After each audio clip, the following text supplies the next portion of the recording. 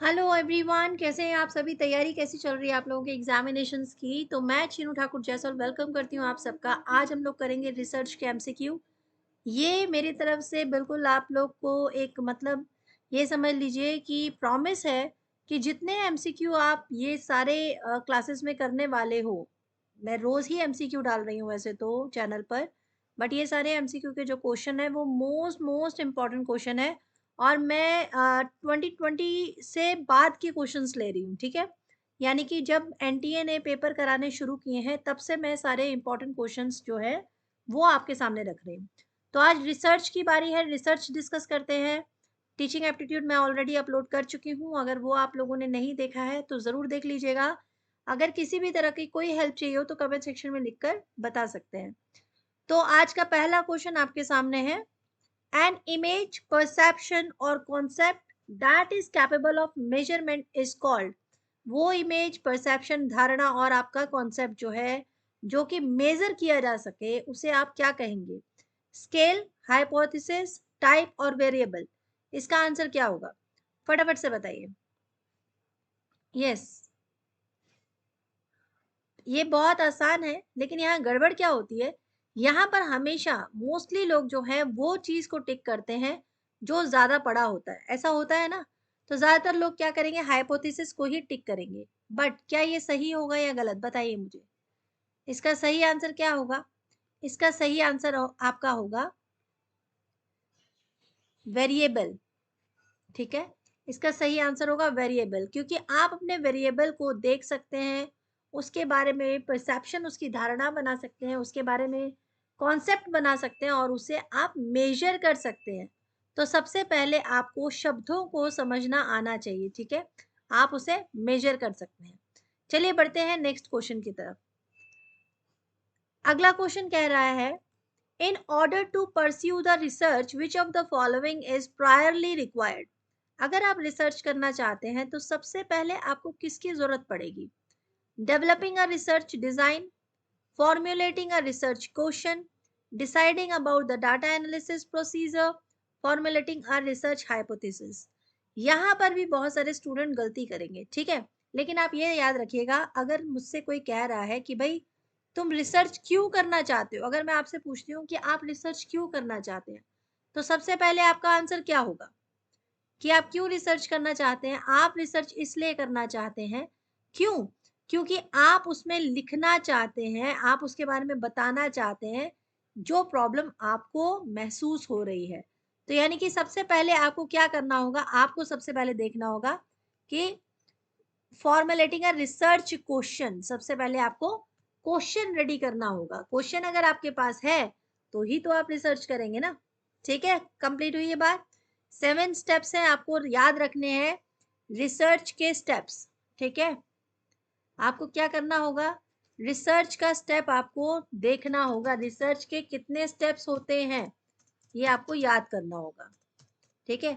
आने वाली क्लास में मैं खुद भी आपको बताऊंगी, बट फिर भी आपको ये ध्यान रखना है। चलिए नेक्स्ट क्वेश्चन देखते हैं। नेक्स्ट क्वेश्चन है question number 3, what are the condition in which type 1 error occurs. Type 1 error और टाइप 2 एरर ये तो आपके क्वेश्चन में आता ही आता है हमेशा, ठीक है। तो टाइप 1 एरर और टाइप 2 एरर इसको अच्छे से समझना होगा। Just a second. यस, तो क्या एरर है टाइप 1 एरर और टाइप 2 एरर, जो कि बहुत बार आपके क्वेश्चन में आया हुआ है। तो चलिए फटाफट से इसको समझ लेते हैं। अगर टाइप 1 एरर कहा जा रहा है, हम लोगों ने क्या पढ़ना है, टाइप 1, ठीक है। वो बहुत कलरफुल पेन हो गया, चलो अभी चेंज करते हैं ज्यादा ही कलरफुल हो गया, ठीक है। ओके, दिस वन, चलो। यस, अगर टाइप 1 और टाइप 2 ये कहा जा रहा है, टाइप 1 में क्या होगा, अगर आप कोई हाइपोथेसिस बना रहे हैं और अगर आपने नल हाइपोथेसिस को रिजेक्ट कर दिया है, मैं फर्स्ट की बात कर रही हूँ, अगर आपने नल हाइपोथेसिस को रिजेक्ट कर दिया है जबकि वो सही थी, ठीक है, जबकि वो सही थी, तो ये आपका एरर हो जाएगा टाइप 1, पहला एरर हो जाएगा। नल हाइपोथेसिस होता क्या है, जब आपको ये लगता है कि भाई मैं जो धारणा कर रहा हूँ वो ये भी सही है और ये भी सही है, मतलब दोनों जो बातें हैं दोनों सही हैं। अगर मैं इस चीज़ को रिजेक्ट कर दूँ, तो हमारा क्या हो जाएगा, टाइप 1 एरर हो जाएगा, जबकि ये तो सही था। और टाइप 2 एरर का मतलब होता है जब मैं नल हाइपोथेसिस को एक्सेप्ट कर लूँ, चाहे वो गलत ही क्यों ना हो, तो दोनों ही तरह से आप अपनी रिसर्च नहीं कर सकते, है ना? क्लियर हुई ये बात? ठीक है, चलिए अब बढ़ते हैं नेक्स्ट क्वेश्चन की तरफ। नेक्स्ट क्वेश्चन, क्वेश्चन नंबर 4 है। जस्ट अ सेकेंड, कहाँ भाग गए question number 4? Yes. How to जज the depth of any research, आप कैसे जानेंगे कि कौन सी रिसर्च जो है बहुत ज्यादा इम्पोर्टेंट है, किसी की बहुत इम्पोर्टेंट है, इम्पोर्टेंस है, डेप्थ है, ये आप कैसे जानेंगे? बाय रिसर्च टाइटल, उसका टाइटल अच्छा है, ऐसे जानेंगे। बाय रिसर्च ड्यूरेशन, भाई बहुत टाइम लिया रिसर्च करने में, क्या ऐसे जानेंगे? बाय रिसर्च ऑब्जेक्टिव, उस रिसर्च को क्यों किया गया, कारण क्या रहे, किस वजह से रिसर्च किया जा रहा है, उसके ऑब्जेक्टिव क्या है, क्या ये डेप्थ बताएगी? By total expenditure on research, भैया कितना खर्चा आ गया इस रिसर्च को करने में। अब तो इसका आंसर आपके लिए आसान है, इसका आंसर हो जाएगा बाय रिसर्च ऑब्जेक्टिव, राइट? चलिए चलते हैं नेक्स्ट क्वेश्चन नंबर 5 की तरफ। विच of the following is not a method of research, इसमें से कौन सा रिसर्च का मेथड नहीं है? यू वॉन्ट बिलीव, आप विश्वास नहीं करोगे, इस क्वेश्चन का आंसर बहुत सारी जगह पर गलत है, ठीक है? इसीलिए अगर आप कहीं पर भी पढ़ाई कर रहे हो तो ये ध्यान में जरूर रखिएगा कि उसको कितना पता है जो आपको लेक्चर दे रहा है।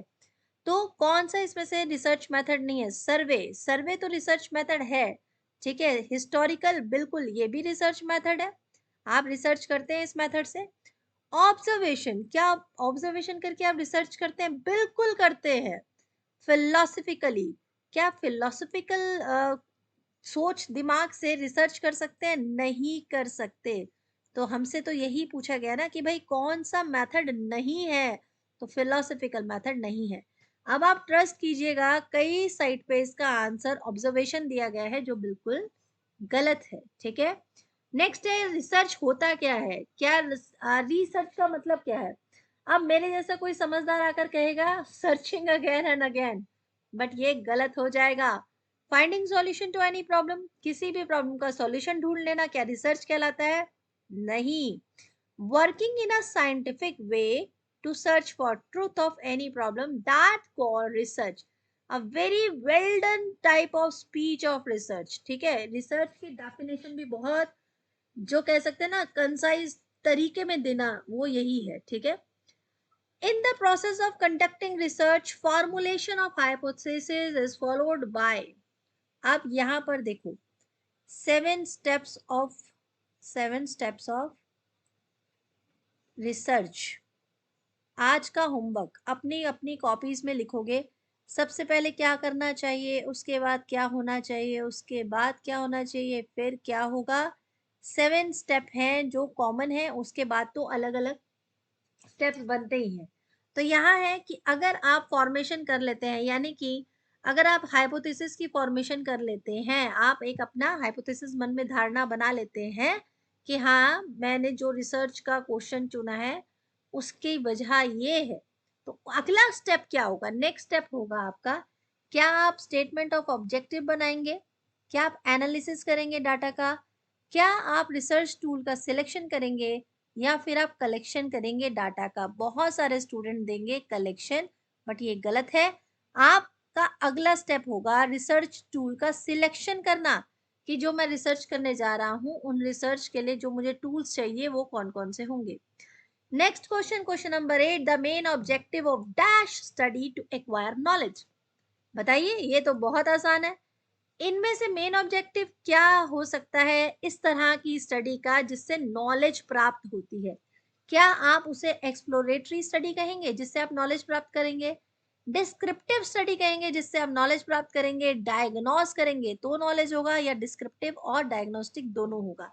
यहाँ पर भी आके कंफ्यूजन होना बहुत निश्चित है, बट हमें यह ध्यान देना है कि वो कह रहे हैं कि किस तरह का जो स्टडी है उसका मेन ऑब्जेक्टिव एक्वायर नॉलेज होता है। वैसे तो हर एक तरह की स्टडी से हमें नॉलेज मिलती है, बट जो मेन होता है वो होता है डिस्क्रिप्टिव। हम जब भी डिस्क्रिप्टिव रिसर्च करते हैं तो हमारा जो मोटिव होता है वो क्या होता है? मोटिव है कि हमें किसी चीज़ का नॉलेज लेना है, उसके बाद उसे हमें एक्शन रिसर्च में हम कभी ना कभी उसे यूज़ करते हैं। याद आई ये बात? ये बात हमेशा अपने ज़हन में बिठा के रख लीजिए। नेक्स्ट आपका क्वेश्चन है क्वेश्चन नंबर 9। क्वेश्चन नंबर 9 क्या कहता है? क्वेश्चन नंबर 9 है आपका यस। क्वेश्चन नंबर 9 कहता है, इसको थोड़ा-सा आगे-पीछे किया जाए। यस, आप ठीक है। यस, क्वेश्चन नंबर 9 कहता है dash is concern with discovering and testing certain variable with respect to their association और डिसएसोसिएशन।